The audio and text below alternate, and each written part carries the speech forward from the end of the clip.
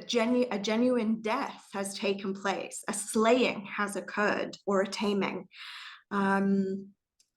Versus, as Cheryl, I like your phrasing, Cheryl, this sort of like versus the gentle flirtations that we might make with shadow. What things might really demarcate this for people? Does that make sense as a question?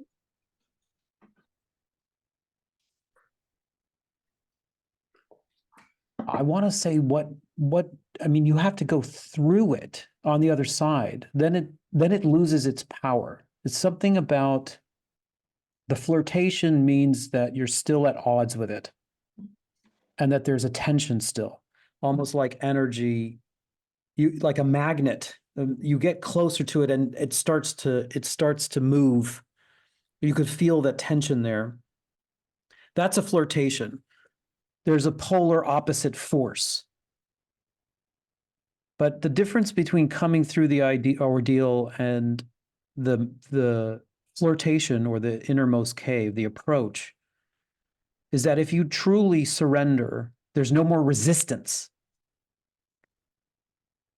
In other words, that energy that was once bound up in self-preservation and protection is recruited on the other side of the ordeal in the service of your growth.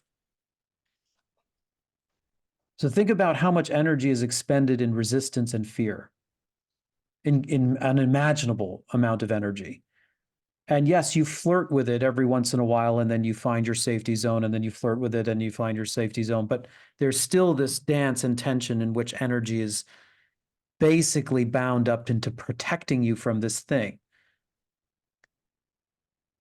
In, what was your name? Is it Katrin? You know, that moment where all bets are off and you surrender, and it's entirely possible that you could die. Like when you finally face your mortality, you're not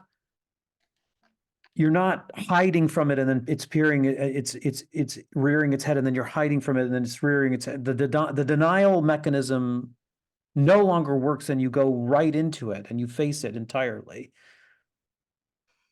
That is the moment where all of that buildup of resistance no longer works. It actually can be transmuted. You actually feel that. You actually feel that. And I remember that. It's a wave. It's a wave of energy hits you. You can take on the world with that energy. You can. It was recruited in the service of protecting you and keeping you stuck. And once you fall through it or face it, this is why the image of the great Game of Thrones with the Targaryen feminine aspect, she doesn't destroy, she's the mother of dragons. She doesn't kill the dragon. She rides the dragon. She doesn't destroy in the female version of the monomyth. She doesn't destroy the demon. That was for raising warriors.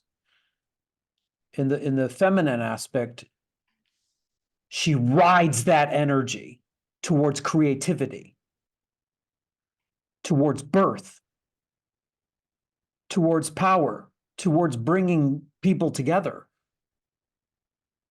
So I can best describe it in terms of energetics is that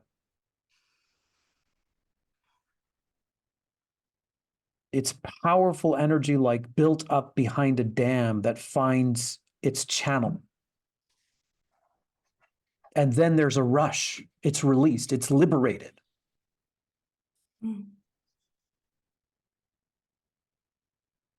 May I pick up there, Miles? Jump.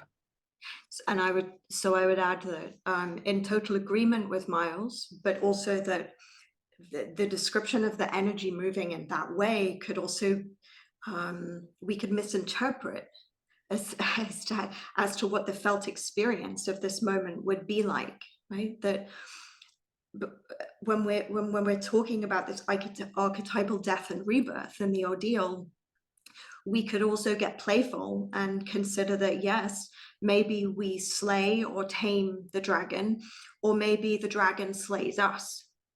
right? Whatever the shadow is that we've been facing, it finally brings us to our knees. It slays us. And in those moments of deep death, we enter the archetypal womb space, what the Tibetans call bardo, the nothingness, the absolute abyss. And yes, there is an enormous unlocking of potentiality and energy, because that womb space is the space from which all things are created and then ultimately rebirthed. But in the moment of the death, it may not always feel as though there is potentiality available. It can simply feel profoundly empty. Yeah, totally. There's Just in the empty. ordeal is a death. Definitely. Death, yeah? Definitely. Just Definitely. emptiness, nothingness in a way like we have never known before, stripped to the bone, absolutely naked, dead. The version of ourselves that we have known is gone. It's gone. And that can be terrifying, you know? And you have come undone. Miles said that. The undoing is complete here. But what I would also like to suggest is that the womb space can be terrifying. And if you think about the psychological implications of that, that's interesting. But the womb space, with enough spirals or loops around the circuit, maybe can also become a place of incredible stillness, where we can be, where we can allow ourselves to be gently recooked, held, perhaps in a way that we never have been, you know? And if you look at the Bardo teachings, there's a lot about here, our inclination to compulsively rebirth ourselves, which is something I've done a very large amount of. The death was complete, and then I compulsively rebirthed myself back into the same pattern in a new disguise. And so there is a lot to be said in the necessity of understanding that, you know, each step to the next will not always feel immediate, that there are these periods of integration, of bardo, of transition between them. And the gap is where the magic happens, if we can be brave enough to allow that emptiness, right? And that is where it's like the purpose of the death and everything we've been through to that point. That's really where the reward is. But you can come this far and step back in and reenact the same cycle all over again. So we have to be willing not just to enter the emptiness and to experience the death, but to remain in the womb space, in the bardo, until a rebirth, until we are rebirthed, not we rebirth ourselves. They're very different things. Yeah, because some of us are very good at standing up and brushing off the dust and going again. But that can be a trauma reenactment. And that may be the very thing that needs to die here, that compulsion. Yeah?